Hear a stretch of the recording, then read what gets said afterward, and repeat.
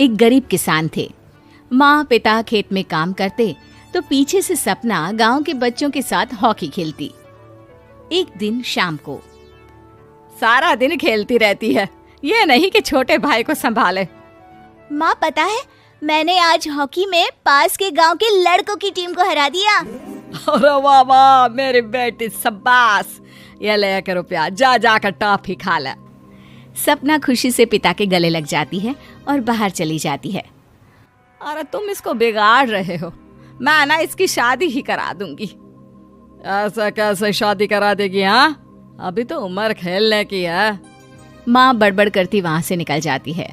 लेकिन शाम को उन लोगों के घर कुछ लोग आते हैं।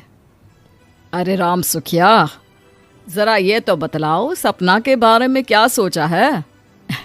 अरे क्या सोचना है मास्टर जी, पढ़ रही है, जितना पढ़ सकती है पढ़े, फिर शादी करवा देंगे, कोई अच्छा सा गांव का ही लड़का देख लेंगे।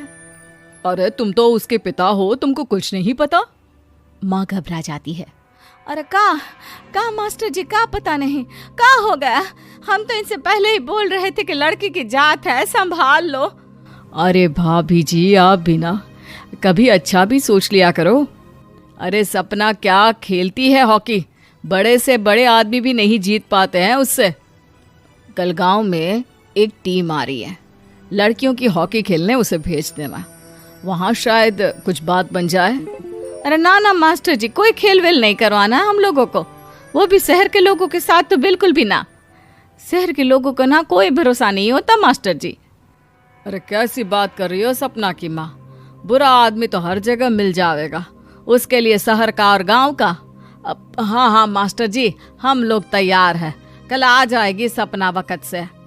माँ के लाख मना करने पर भी पिता सपना को हॉकी टीम के लिए भेज देते हैं। शाम को सपना वापस आती है, लेकिन लट के मुंह से। और क्या हो गया, मार खाई हो का? कौन मारेगा हमें? कोई मार वार खाकर नहीं आए। अरे फिर शकल पर 12 क्यों बजे हैं, बताओगी? देखो माँ, आप समझोगी नहीं, बताकर फायदा क्या है? अरे बिटिया रानी, हम तो समझेंगे ना, हमें ही बता दे। सपना पापा के गले लग जाती है। पापा, मैं ना सिलेक्ट हो गई हूँ भारत की हॉकी टीम में खेलने के लिए। अरे वाह, ये तो बहुत ही खुशी की बात है मेरे बच्चे। फिर मेरी गुड़िया काहे परेशान है? पापा, मुझे दिल्ली जाना पड़ेगा आगे की प्रैक्टिस के लिए। माँ जो सारी बात सुन रही होती है, जोर से चिल्लाती है। एक पैसा नहीं है मेरे पास, समझी? कुछ नहीं दूंगी। शादी के लिए लड़का फाइनल भी कर दिया है, कल्ले का बेटा, वो शादी कर लेगा तुमसे। सपना पिता की ओर देखती है। अरे देख सपना, खेलने दिल्ली जाना है तो सिर्फ इसी शर्त पे कि आकर कल्ले से बेटे से चुपचाप शादी कर लेगी, बोल।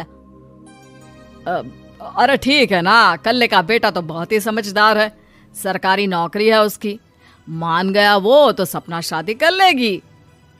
सपना भी धीरू, जो कि कल्ले का बेटा था, उसे जानती थी। वो मन ही मन सोचती है कि शादी तो वैसे भी होनी है, लेकिन माँ की ये शर्त मान गई तो जीवन जीने का एक मौका तो जरूर मिलेगा। हाँ, मुझे मंजूर है। तो कल मैं उन लोगों को बुला लूं? पिता और सपना दोनों एक दूसरे को देखते हैं। अब माँ ठीक है ना, बुलाने की क्या जरूरत है, वो लोग पसंद कर रहे हैं ना मुझे, वही ठीक है।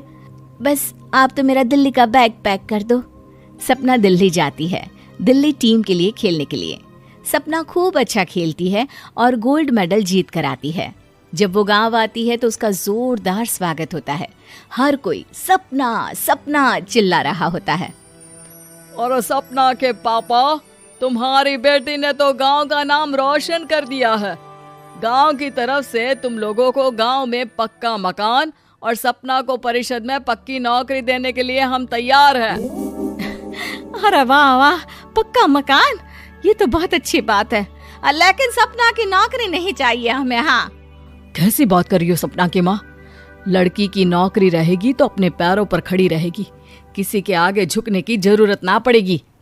अरे चुप रहो, हम तो नौकरी ना करते हैं, पर मजाल है कि किसी के आगे झुके हो। ना ना, हमारी बेटी नौकरी नहीं करेगी। पिता लाख समझाते हैं लेकिन माँ नहीं मानती। और फिर वो दिन भी आ जाता है जब सपना को अपने कहे अनुसार लड़के से शादी भी करनी पड़ती है। ससुराल में। ए बहू, तू रोज रोज सुबह कहाँ जाती है? घर का सारा काम निपटा कर कहाँ भागती है? माँ का घर तो पास ही है, वहीं निकल जाती है क्या? नहीं माँ जी, मैं हॉकी खेलने जाती हूँ, मुझे खेलना पसंद है। खेलना पसंद है? अरे कैसी बात कर रही है बहू, शादी के बाद तो कोई लड़की खेलती फैलती नहीं है, वो घर का काम काज देखती है। सपना कुछ नहीं कहती। वो एक रोज कमरे में अपनी अलमारी ठीक कर रही होती है कि तब सुनो, वो जो लटक रहा है ना, क्या बोलते हैं उसे? मेडल। सपना पति की बात सुनकर खुश हो जाती है, उनके पास जाती है। मैं सोच ही रही थी कि तुमने कभी पूछा क्यों नहीं। ये मेडल है, मैंने जीता है। पता है, हॉकी में बड़ा मैदान, बहुत से लोग, 2 टीम और फिर शुरू होता है जुनून। पता है, लगता है जैसे बस जिंदगी यही है, खेलते रहो, भागते रहो, दौड़ते रहो और लक्ष्य को पालो। सुनो ना, मैं ना भारतीय टीम के लिए खेलना चाहती हूँ। माँ, यहाँ तो आ जरा। सपना हैरान हो जाती है कि ये क्या हो गया, पति अचानक से माँ को क्यों बुला रहा है। हाँ बेटा, क्या हो गया? काहे गला फाड़ रहे हो? माँ, ये सपना क्या कह रही है? अरे बीवी तो बोलती ही रहती है बेटा, लेकिन क्या हो गया, चिल्ला क्यों रहे हो? ऐसा क्या बोल दिया इसने? माँ ये बोल रही है कि इसको खेलना है भारतीय टीम के लिए। सपना डर जाती है। नहीं माँ जी, मैंने कहा कि मैं चाहती हूँ कि वो मैं बोला था ना, शादी के बाद कोई खेलता नहीं, घर का काम काज देखता है, लेकिन फिर भी। नहीं माँ जी, ठीक है, मैं घर का काम देखूंगी, कल से मैं खेलने भी नहीं जाऊंगी, माफ कर दीजिए। सपना पति की तरफ देखती है जो माँ की तरफ देख रहा होता है। उसे गुस्सा तो आता है, लेकिन करती भी तो क्या, सास के सामने कैसे पति की क्लास लगाती। अरे बेटा, अब क्यों घूरे जा रहे हो बहू को? माँ, अभी इस बात का फैसला करके जाना, वरना ये तो तेरे कमरे से जाने के बाद मुझे। अब चुप हो जाइए आप, छोटी सी बात का बतंगड़ मत बनाइए। छोटी सी बात? बहू, ये कोई छोटी बात नहीं है। जो लड़की दिल्ली के लिए गोल्ड मेडल ला सकती है, वो देश के लिए भी तो गोल्ड ला सकती है ना। हम लोगों को किसी चीज की कमी नहीं है बहू, घर का काम तो कोई भी कर लेगा, लेकिन देश का नाम रोशन करने के लिए सपना चाहिए।